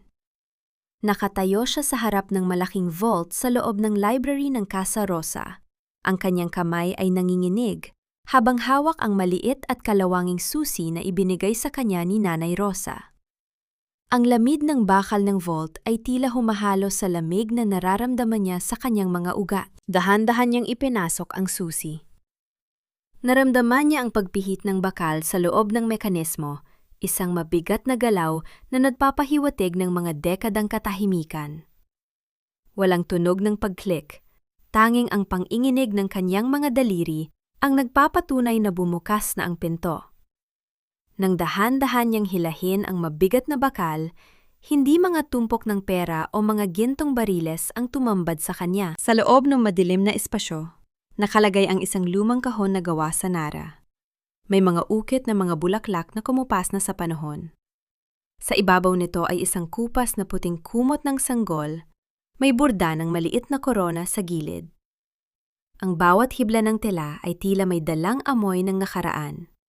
Isang amoy na hindi pamilyar kay Juan, ngunit nagpapatibok ng mabilis sa kanyang puso. "Nay, ano po ito?" Ang tanong ni Juan ay tila isang pagsamo habang nililingon ang kanyang ina na nakaupo sa malayo. Ang mga mata nito ay puno ng takot at pagpapakumbaba. Dahan-dahang lumapit si Nanay Rosa. Ang bawat hakbang niya sa makintab na sahig ay tila isang pag-amin ng isang kasala ng matagal nang itinatago. Humawak siya sa balikat ni Juan, ang kanyang mga daliri ay tila humihingi ng tawad. Ito ang dahilan kung bakit handa akong mamatay sa kamay ni Elena, Juan. Hindi dahil sa lupang ito, kundi dahil sa katotohanang baka mawala ka sa akin kapag nalaman mo ang lahat. Binuksan ni Juan ang kahon. Sa loob ay may mga dokumento ng kapanganakan, isang liham na may selyo ng isang kilalang pamilya sa Maynila, at isang locket na may larawan ng isang magandang babae na may mga matang eksaktong kamukha ng mga mata ni Juan. Ngunit ang pangalang nakasulat sa birth certificate ay hindi Juan de la Cruz. Ang pangalang nakasulat doon ay kabilang sa isang pamilyang bilyonaryo na nabalitaang nawala ng tagapagmana sa isang madugong trahedya 30 taon na ang nakalilipas. "Hindi ka tagapagmana ng kahirapan ko, anak," bulong ni Nanay Rosa. Ang kanyang boses ay tila isang basag na kristal. "Ikaw ang anak ng pamilyang pinagsilbihan ko noon. Noong gabing pinatay ang iyong mga magulang dahil sa agawan sa yaman, ikaw ang tanging nailigtas ko. Itinakbo kita sa malayo, ibinigay ko sa iyo ang aking pangalan, at pinalaki kita sa hirap para lamang hindi ka mahanap ng mga taong pumatay sa kanila." Isang matinding pagkahilo ang naramdaman ni Juan. Ang bawat alaala niya ng pagkakayod sa putikan, ang bawat hirap na dinanas niya sa Dubai para mabigyan ng magandang buhay ang kanyang ina, ang lahat ng iyon ay tila naging isang malaking miron sa harap ng katotohanan. Ang kanyang buong pagkatao ay binuo sa isang kasinungalingan. Isang kasinungalingang binuo mula sa pagmamahal at sakripisyo. Napaupo si Juan sa sahig. Ang mga dokumento ay nagkalat sa kanyang paligid. Ang Casa Rosa na itinayo niya ay hindi lamang pala isang mansyon. Ito ay isang pagtatangkang ibalik ang marangyang buhay na sadyang kinuha sa kanya ng tadhana. Ngunit ang sakit ay hindi nagmumula sa katotohanang siya ay anak mayaman. Ang sakit ay nagmumula sa pag-iisip na ang babaeng itinuturing niyang ina ay nagtiis ng hirap at pang-aapi para lamang protektahan siya mula sa isang nakaraang hindi niya alam. Patawarin mo ako, Juan. Patawarin mo ako kung naging madamot ako sa katotohanan. Ang hikbi ni Nanay Rosa ay tila isang latigo na humahampas sa kaluluwa ni Juan. Niyakap ni Juan ang kanyang ina. Ang kanyang mga luha ay tumutulo sa puting kumot ng sanggol. Kahit sino pa ang nakasulat sa papel na ito, Nanay Rosa, ikaw lang ang ina ko. Ikaw ang nagligtas sa akin. Ikaw ang nagpalaki sa akin. At ikaw ang dahilan kung bakit ako narito ngayon. Ngunit sa gitna ng kanilang madamdaming pagtatagpo, ang tunog ng isang sasakyang huminto sa labas ng gate ay muling bumasag sa kanilang sandali. Isang pangkat na mga lalaking nakasuot ng barong at may dalang mga armas ang dahan-dahang pumasok sa bakuran. Hindi sila mga pulis. Isang matandang lalaki na may hitsurang kasing bagsik ng isang mandaraget ang pumasok sa library. Ang kanyang mga mata ay direktang tumingin sa locket na hawak ni Juan. Ang kanyang ngiti ay tila isang banta na mas mapanganib pa kaysa sa anumang ginawa ni Elena. Sa wakas, nahanap din kita, Apo. Wika ng matanda. Ang kanyang boses ay puno ng katusuhan. Salamat kay Elena. Nalaman ko kung nasaan mo itinago ang huling piraso ng aming yaman. Ngayong nahanap na kita, handa ka na bang ibigay ang lahat ng sa amin? O mas pipiliin mong sumama sa iyong mga magulang sa kabilang buhay? Napatayo si Juan. Ang kanyang katawan ay naging kasing tigas ng bakal, habang inilalagay niya si Nanay Rosa sa kanyang likuran. Ang bawat sakripisyo ng kanyang ina ay hindi pwedeng mauwi sa wala. Ang bawat luhang pumatak sa Casa Rosa ay kailangang magkaroon ng kabayaran. Ngunit paano lalaban ang isang anak sa isang pamilyang may hawak ng kapangyarihan at kamatayan? At sino nga ba ang tunay na nagkanulos sa kanya sa matandang ito? Si Elena ba? O may isa pang traidor na mas malapit sa kanya kaysa sa inaakala niya? Akala mo ba ay ikaw ang hari sa larong ito, Juan? Isang hamak na driver na nagsuot ng mamahaling Amerikana? Ang dugong nananalaytay sa iyong mga ugat ay pag-aari ko. At ang lahat ng yaman na hawak mo ngayon ay utang mo sa akin. Ang boses ni Don Alfonso ay tila isang nakakangilong tunog ng bakal na kinakaladkad sa semento. Nakatayo siya sa gitna ng sala ng Casa Rosa, pinalilibutan ng kanyang mga armadong tauhan. Ang kanyang mga mata ay naniningkit sa kasakiman habang nakatingin sa lumang kahon na hawak ni Juan. Sa sulok ng silid, nakita ni Juan si Elena. Duguan ang labi, gulo-gulo ang buhok, at kasalukuyang nakagapos sa isang upuan. Mukhang maging siya ay naging biktima ng kalupitan ng matandang ito. Don Alfonso, o dapat ko bang tawaging ang mamamatay tao ng aking mga magulang? Ang boses ni Juan ay naging kasing lamig ng sementeryo. Hindi siya natitinag sa harap ng mga baril. Sa halip, mas lalo niyang hinawakan ang kamay ni Nanay Rosa na kasalukuyang nanginginig sa kanyang likuran. Isang mapait na halahak ang lumabas sa mga labi ng matanda. Ang katotohanan ay para lamang sa mga taong may kapangyarihang panindigan ito. At sa silid na ito, ako ang batas. Ibigay mo sa akin ang huling testamento at ang mga susi ng offshore accounts ng iyong ama. At baka hayaan ko kayong mabuhay ng matandang aliping iyan. Hindi siya alipin! Ang sigaw ni Juan ay tila isang pagyanig ng lupa na nagpatahimik sa buong mansyon. Siya ang babaeng nagduro sa akin kung ano ang tunay na yaman. Siya ang nagbigay sa akin ng dangal na kailanman ay hindi mo mabibili ng iyong ninahaw na ginto. Tumingin si Juan kay Elena, na kasalukuyang umiiyak ng walang tunog. Ang bawat luha ng asawa niya ngayon ay tila isang kabayaran sa bawat sampal na ibinigay nito kay Nanay Rosa. Ang karma ay hindi na lamang isang salita. Ito ay kasalukuyang nagaganap sa loob ng Casa Rosa. Juan, please, iligtas mo ako. Ang pagsamo ni Elena ay tila isang mahinang ihip ng hangin sa gitna ng bagyo. Iligtas kita? Ang tanong ni Juan ay puno ng pait. Iniligtas mo ba ang nanay ko noong itinapon mo siya sa dampa? Iniligtas mo ba ang pagmamahal natin nung pinili mong sumama sa ibang lalaki at nakawin ang pinaghirapan ko? Elena, ang impyernong kinalalagyan mo ngayon ay ikaw mismo ang nagtayo. Lumingon muli si Juan kay Don Alfonso. Isang munting ngiti ang sumilip sa kanyang mga labi. Isang ngiting may dalang hatol.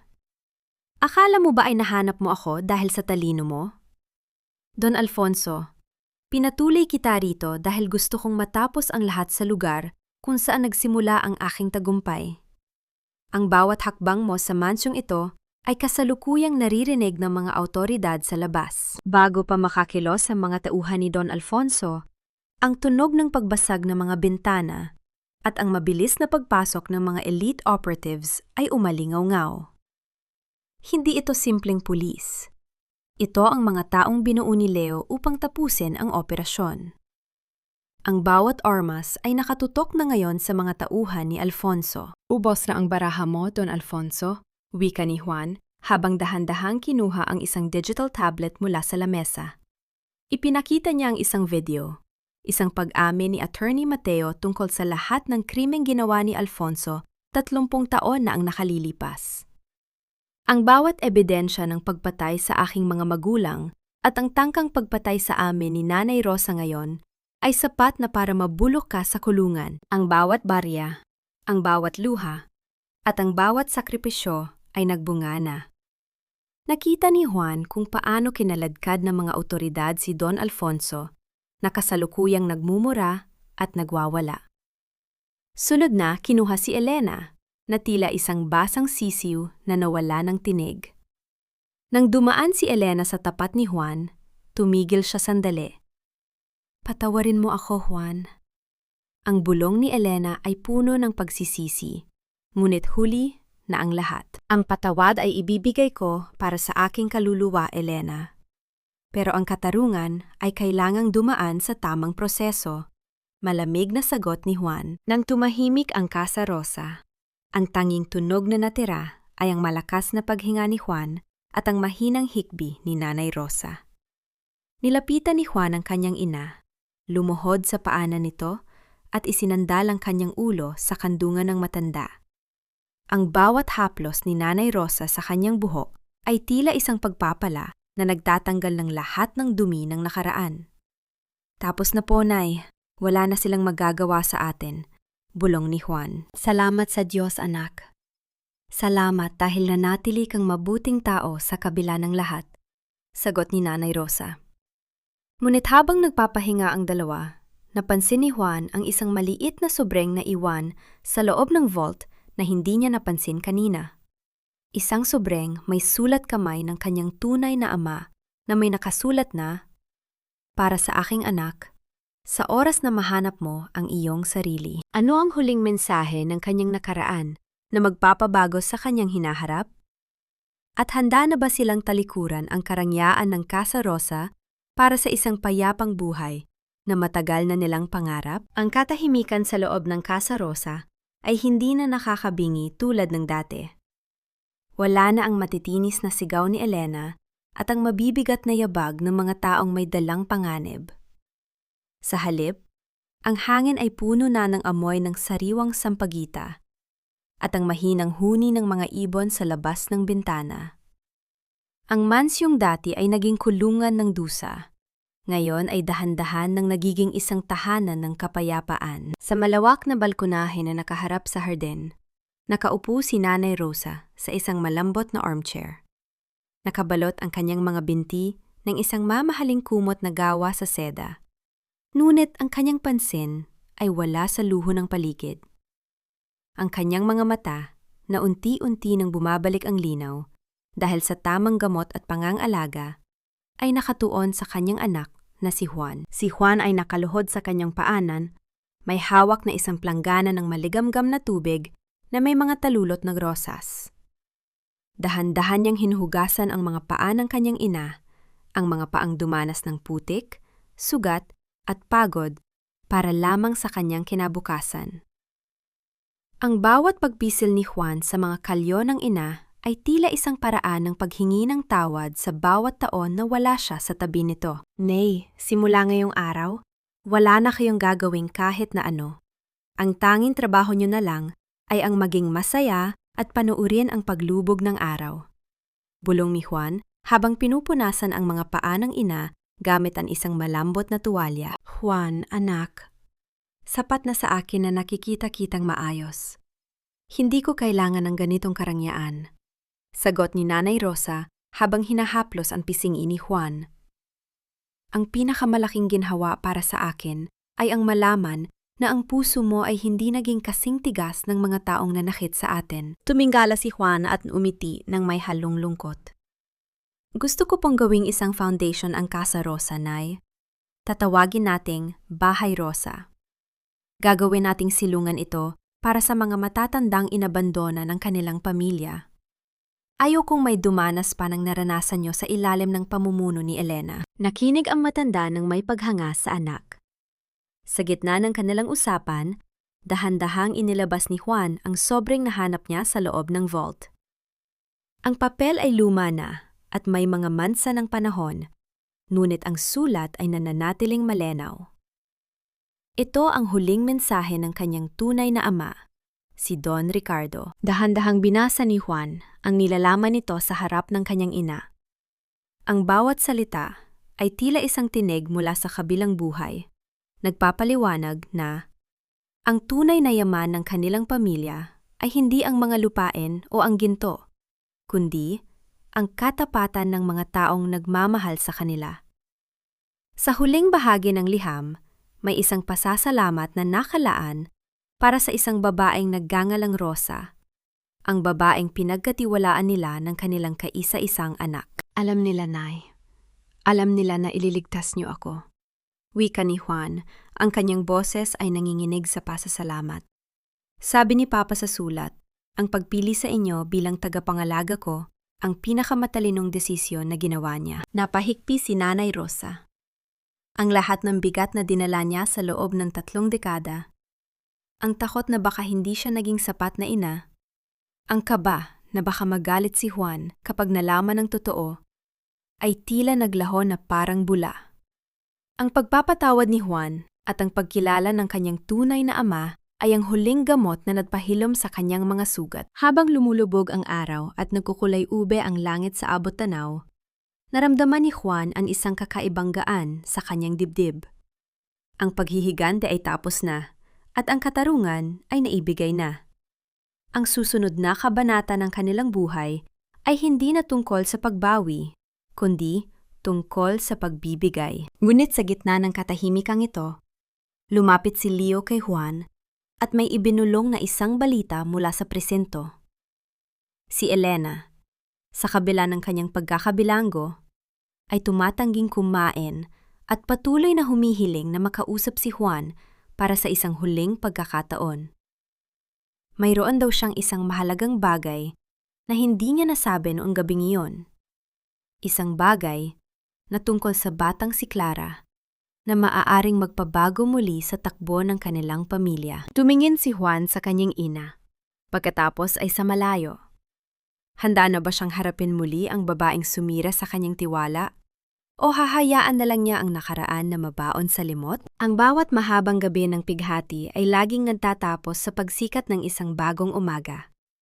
Ang mga luhang dumilig sa tuyot na lupa ng Casa Rosa ay hindi nawala ng saysay, dahil dito sumibol ang pinakamagandang bulaklak ng pag-asa. Isang katotohanang mas matamis pa sa anumang nakamit na tagumpay. Ang amoy ng antiseptic at malamig na bakal ay bumabalot sa silid ng dalaw sa loob ng piitan. Nakaupo si Juan sa harap ng isang makapal na salamin, pinagmamasdan ang babaeng nasa kabilang panig. Hindi na ito ang Ellen ang nakasuot ng seda at brilyante. Ang kanyang mukha ay maputla, ang kanyang buhok ay wala ng kislap, at ang kanyang mga mata ay puno ng isang uri ng takot na hindi na kayang itago ng kahit anong makeup. Bakit mo ako gustong makita, Elena? Hindi ba sapat ang lahat ng ebidensya para manatili kang tahimik? Ang boses ni Juan ay mahinahon, wala ng galit, Tanging ang bigat ng pagkapagod ang nananatili. Juan, bago ako mabulok dito, may isang bagay akong kailangang aminin. Ang boses ni Elena ay nanginginig habang nakahawak sa telepono. Naaalala mo ba ang sanggol na sinabi ko sa iyong namatay? Nung nanganak ako, 7 taon na ang nakalilipas? Nung nasa Dubai ka pa at napapadala ng pera para sa pambayad sa ospital? Tila huminto ang pagtibok ng puso ni Juan. Ang sugat na matagal na niyang ibinaon ay biglang bumukas ng may matinding hapdi. Anong kinalaman nito sa ngayon, Elena? Hindi namatay ang bata, Juan. Buhay siya. Isinilang ko siyang malusog, pero dahil natatakot akong maging sagabal siya sa buhay Reina na gusto ko, sinabi ko sa iyong nawala siya. Ang bawat salita ni Elena ay tila isang lason na isinusuka niya. Ang batang si Clara, ang batang itinuring kong katulong at palaging sinasaktan, siya ang anak natin, Juan. Siya ang tunay mong dugo at laman. Ang katahimikan sa loob ng presinto ay tila naging isang malakas na pagsabog sa pandinig ni Juan. Ang kanyang mga kamay ay nanginghinig habang ibinibitiwan niya ang telepono. Ang bawat imahe ni Clara, ang batang nagbibigay ng tubig kay Nanay Rosa, ang batang laging may pasa sa braso, ang batang may mga matang eksaktong kamukha ng mga mata ni Juan, ay dumaan sa kanyang isipan na tila isang mabilis na kidlat. Hindi na naghintay si Juan ng anumang paliwanag. Mabilis siyang lumabas ng piitan. Hindi tinitingnan ang pagsamo ni Elena sa likod ng salamin.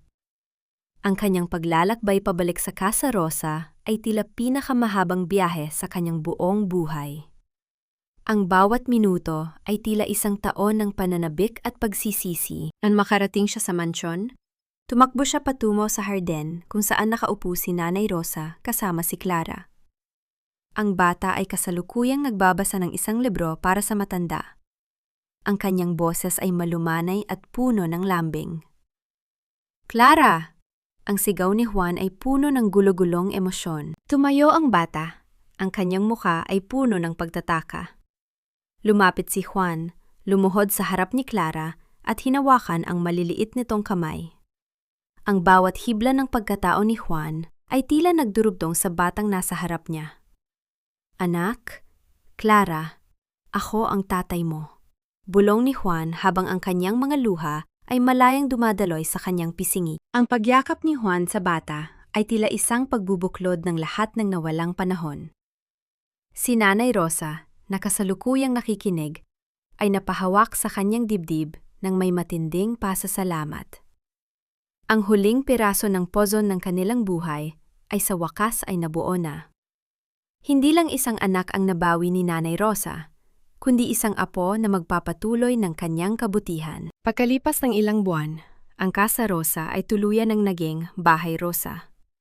Ang mga malalaking silid na dati ay puno ng kasakiman, ay puno na ngayon ng mga tawa ng mga matatandang wala ng pamilya at ng mga batang nangangailangan ng pagkalinga. Sa huling bahagi ng hapon, nakatayo si Juan sa balkonahe, karga ang kanyang anak na si Clara, habang si Nanay Rosa ay masayang nakikipag-usap sa mga bagong kasama sa bahay. Ang sikat ng araw ay nagbibigay ng gintong liwanag sa buong paligid, tila isang basbas mula sa langit. Natutunan ni Juan na ang katarungan ay hindi lamang tungkol sa pagpaparusa sa mga masama, kundi tungkol sa pagbuo muli ng mga pusong nawasak. Ang yaman na dati ay itinuturing niyang tagumpay ay naging instrumento na ngayon ng tunay na pagmamahal. Tay, tignan mo ang langit. Napakaganda ng kulay, wika ni Clara habang nakaturo sa abot tanaw. Oo, anak. Napakaganda na ng mundo dahil kasama na kita. Sagot ni Juan bago hinalikan ang noo ng anak. Ang Casa Rosa ay hindi na lamang isang gusali ng semento at bato. Ito ay naging isang buhay na patotoo na sa likod ng bawat sakripisyo, sa kabila ng bawat kataksilan, ay palaging may nakalaang gantimpala para sa pusong marunong magtiis at magmahal ng tapat. Ang bagong umaga ay tuluyan ng sumikat.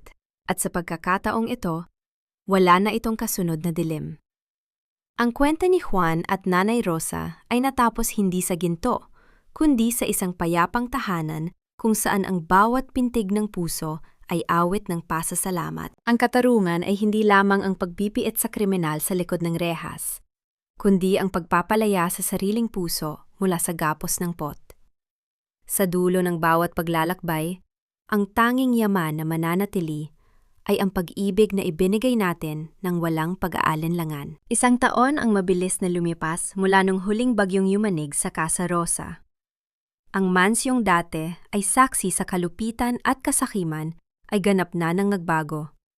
Ngayon, ang bawat sulok nito ay puno ng halimuyak ng nilulutong kakanin at ang malambing na tawanan ng mga lolo at lola na itinuturing na pamilya ni na Juan at Nanay Rosa. Ang Bahay Rosa ay naging simbolo ng pag-asa sa buong bayan. Nakatayo si Juan sa harden. Pinagmamasdan ang kanyang anak na si Clara na masayang tinuturuan ang isang pangkat ng mga bata kung paano magtanim ng mga halamang gamot.